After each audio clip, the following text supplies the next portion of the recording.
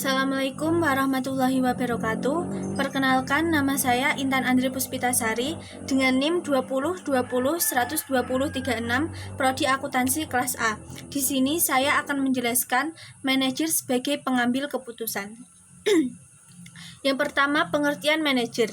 Manajer adalah seseorang yang bekerja melalui orang lain dengan mengoordinasikan kegiatan-kegiatan mereka guna mencapai sasaran organisasi. Seorang yang karena pengalaman, pengetahuan, dan keterampilannya diakui oleh organisasi untuk memimpin, mengatur, mengelola, mengendalikan, dan mengembangkan kegiatan organisasi dalam rangka mencapai tujuan. Seorang manajer di suatu perusahaan seringkali dikaitkan dengan kepemimpinan. Pada suatu perusahaan, umumnya seorang manajer merupakan orang yang memiliki keterampilan untuk memimpin sebuah organisasi. Dalam hal ini, yang dimaksud dengan organisasi adalah sekumpulan orang di suatu perusahaan yang saling bekerja sama untuk mencapai satu tujuan. Tujuan yang dimaksud adalah tujuan perusahaan, misalnya seperti meningkatkan omset penjualan dan perluasan bisnis atau tujuan lainnya. Yang kedua yaitu definisi dari pengambilan keputusan. Pengambilan keputusan adalah suatu hasil atau keluaran dari proses mental data kognitif yang mengusung pada pemilihan jalur perbuatan antara beberapa pilihan yang tersedia. Definisi lain dari pengambilan keputusan yaitu suatu proses pemikiran dalam pemulihan dari beberapa alternatif atau kemungkinan yang paling sesuai dengan nilai atau tujuan individu untuk mendapatkan hasil atau solusi tentang prediksi ke depan. Pengambilan keputusan mempunyai peranan penting dalam manajemen karena keputusan yang diambil oleh manajer merupakan keputusan akhir yang harus dilaksanakan dalam organisasinya atau bisnis yang dijalankannya. Keputusan manajer sangat penting karena menyangkut semua aspek. Kesalahan dalam mengambil keputusan bisa merugikan organisasi, mulai dari merusak nama baik organisasi atau perusahaan sampai pada kerugian uang. Maka oleh sebab itu manajer harus berhati-hati dalam mengambil keputusan. Selanjutnya, jenis-jenis keputusan. Yang pertama yaitu keputusan strategis yang berkaitan dengan gambaran besar bisnis. Keputusan strategis berkaitan dengan gambar besar bisnis Anda. Keputusan tersebut juga lebih fokus ke lingkungan eksternal perusahaan dan biasanya berorientasi ke masa depan. Orientasi tersebut memberikan arahan kemana bisnis Anda harus melangkah maju. Keputusan strategis meliputi bisnis apa yang sedang Anda jalani, apa visi Anda dalam bisnis ini, apa identitas dalam bisnis Anda, apa yang Anda perjuangkan, kemana arah bisnis Anda akan melaju, bagaimana bisnis Anda dapat bersaing. Selanjutnya yaitu keputusan operasional, melibatkan proses atau prosedur. Jika Anda membuat keputusan yang melibatkan proses atau prosedur seperti menentukan bagaimana kegiatan operasional perusahaan dilakukan dengan sumber daya yang tersedia, maka hal itu adalah keputusan operasional. Keputusan operasional yang diambil memastikan bahwa suatu pekerjaan akan dilakukan secara terstruktur dan sistematis. Keputusan-keputusan operasional meliputi yang pertama, bagaimana perusahaan Anda menggunakan uang bulan ini, bagaimana perusahaan Anda melayani pelanggan, bagaimana prosedur perusahaan Anda dalam mengirimkan pesanan, bagaimana sistem quality control dilaksanakan. Yang ketiga yaitu keputusan taktis. Keputusan taktis meliputi instruksi kerja yang diterapkan berdasarkan proses atau prosedur perusahaan. Instruksi kerja tersebut menjelaskan bagaimana suatu pekerjaan dilaksanakan, siapa yang harus mengerjakan hal apa, kapan harus dilakukan, dan bagaimana caranya. Selanjutnya yaitu faktor-faktor yang mempengaruhi pengambilan keputusan. Yang pertama yaitu faktor internal organisasi. Internal organisasi seperti ketersediaan dana, sumber daya manusia, kelengkapan peralatan, teknologi, dan sebagainya. Biasanya faktor ini berada di dalam suatu organisasi itu sendiri untuk terciptanya suatu keputusan dalam organisasi. Yang kedua yaitu eksternal organisasi. Eksternal organisasi seperti keadaan sosial politik, ekonomi, hukum, dan sebagainya. Faktor ini berasal dari luar yang terkait dalam organisasi. Yang ketiga, ketersediaan informasi. ketersediaan informasi yang diperlukan. Seberapa banyaknya informasi yang ada atau seberapa lengkap dan akuratnya informasi yang didapatkan untuk menjadi pertimbangan dalam mengambil keputusan yang tepat. Yang keempat, kepribadian dan kecakapan pengambilan keputusan.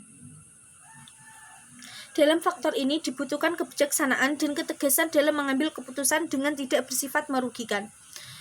Selanjutnya, faktor-faktor lain yang mempengaruhi dalam pengambilan keputusan dalam organisasi. Yang pertama, adanya pengaruh tekanan dari luar. Adanya pengaruh tekanan dari luar merupakan suatu proses yang dapat mempengaruhi pengambilan keputusan, dikarenakan proses cepat atau lambatnya pembuatan keputusan tergantung dari banyaknya tekanan yang diterima. Kadang pembuat keputusan ragu dalam menentukan, namun adanya pengaruh tekanan dari luar dapat mempercepat keputusan yang diambil. Hal ini dikarenakan tidak adanya ketegasan dari pemimpin organisasi dalam menyelesaikan masalah. Sehingga kepribadian yang baik diperlukan untuk menangani suatu tekanan yang datang khususnya dari luar organisasi. Selanjutnya adanya pengaruh kebiasaan lama atau sifat-sifat pribadi. Faktor sifat yang baik maupun tidak baik yang ada dalam diri seorang pembuat keputusan merupakan hal yang dapat mempengaruhi keputusan tersebut. Dalam hal ini, seorang pembuat keputusan akan terbiasa dengan sifat pribadinya. Hal ini dapat dilihat dari sisi kepribadian seorang pemimpin, bagaimana dia mengambil sebuah keputusan dalam menghadapi masalah. Tentunya seorang pemimpin organisasi harus bijaksana dalam bersikap ketika ada masalah dan mengambil keputusan. Akan menjadi baik jika seorang mengambil keputusan dengan melihat situasi sekitar, tidak hanya berdasarkan kebijakan pribadi saja supaya dapat menguntungkan pihak-pihak lain. Yang ketiga, pengaruh dari kelompok lain. Kelompok lain juga dapat mempengaruhi suatu keputusan dikarenakan kelompok atau organisasi tersebut mempunyai keputusan yang dapat dipertimbangkan oleh pemimpin organisasi lain dalam menyikapi masalah. Dan pengaruh kelompok lain ini juga dapat menjatuhkan organisasi serta mementingkan kepentingan kelompok tersebut. Hal ini bahkan dapat menimbulkan suatu perpecahan dalam organisasi antara para anggotanya. Untuk menghindarinya, maka dibutuhkan solidaritas yang kuat antara para anggota serta menanamkan prinsip-prinsip yang dimiliki organisasi dalam pengambilan keputusan. Selanjutnya, faktor pengalaman. Faktor pengalaman seseorang pembuat keputusan adalah hal yang sangat penting karena banyaknya pengalaman orang tersebut, maka ia akan berani dalam menentukan keputusan. Hal ini juga berkaitan terhadap keahlian yang dimiliki oleh pemimpin atau anggota karena pengalaman yang pernah dialaminya. Pengalaman juga dapat dijadikan suatu pelajaran dalam mengambil keputusan yang tepat bagi organisasi.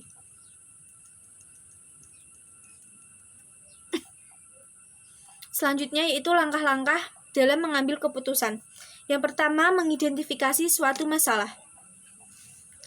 Setiap keputusan diawali dengan masalah, yaitu perbedaan antara kondisi yang ada dan yang diinginkan. Manajer juga harus berhati-hati agar tidak bingung antara masalah dan gejala. Mengidentifikasi masalah bersifat subjektif. Apa yang dianggap manajer sebagai masalah mungkin tidak dianggap masalah oleh manajer lainnya. Selain itu, manajer yang memecahkan masalah yang salah dengan baik sangat mungkin sama buruknya dengan manajer yang bahkan tidak mengenali suatu masalah dan tidak melakukan apa-apa. Jadi, mengidentifikasi masalah secara efektif sangatlah penting namun tidak mudah. Yang kedua, mengidentifikasi kriteria keputusan. Setelah manajer mengidentifikasi masalah, dia harus mengidentifikasi kriteria keputusan yang penting atau relevan untuk memecahkan masalah. Setiap pembuat keputusan mempunyai kriteria yang memandu keputusannya, walaupun mereka tidak dinyatakan secara eksplisit. Selanjutnya, mengalokasikan bobot pada kriteria.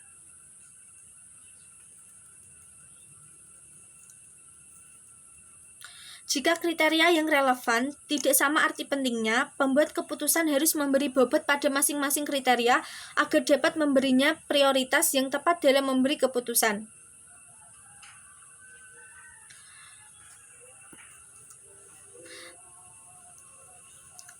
Yang selanjutnya, mengembangkan alternatif. Langkah ini merupakan langkah di mana pembuat keputusan harus kreatif. Pada titik ini, alternatif hanya didaftar, tidak dievaluasi. Selanjutnya, menganalisis alternatif. Setelah alternatif diidentifikasi, pembuat keputusan harus mengevaluasi setiap kemungkinan. Ada saat di mana pembuat keputusan mungkin tidak perlu melakukan langkah ini. Jika satu alternatif memiliki skor tertinggi pada setiap kriteria, Anda tidak perlu mempertimbangkan bobotnya. Atau jika semua bobot sama, Anda dapat mengevaluasi hanya dengan menjumlahkan semua nilainya. Selanjutnya, memilih sebuah alternatif. Memilih alternatif terbaik atau yang menghasilkan total tertinggi. Selanjutnya, mengimplementasikan alternatif. Menerapkan keputusan dalam tindakan dengan memberlakukan kepada mereka yang terpengaruh dan membuat mereka berkomitmen kepadanya. Selanjutnya ada lagi yaitu mengevaluasi efektivitas keputusan. Mengevaluasi efektivitas keputusan langkah terakhir dalam proses pembuatan keputusan, melibatkan evaluasi hasil keputusan untuk melihat apakah masalah telah terpecahkan. Jika masalahnya masih ada, manajer harus menilai apa yang salah. Selanjutnya yaitu prinsip dalam pengambilan keputusan.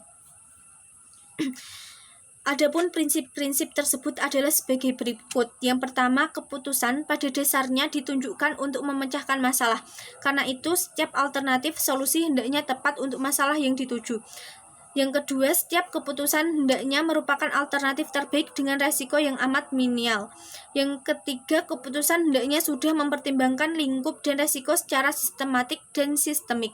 Yang keempat, keputusan hendaknya tidak berada di luar zona of acceptance manusia. Yang kelima, keputusan yang efektif adalah keputusan yang dapat dilaksanakan.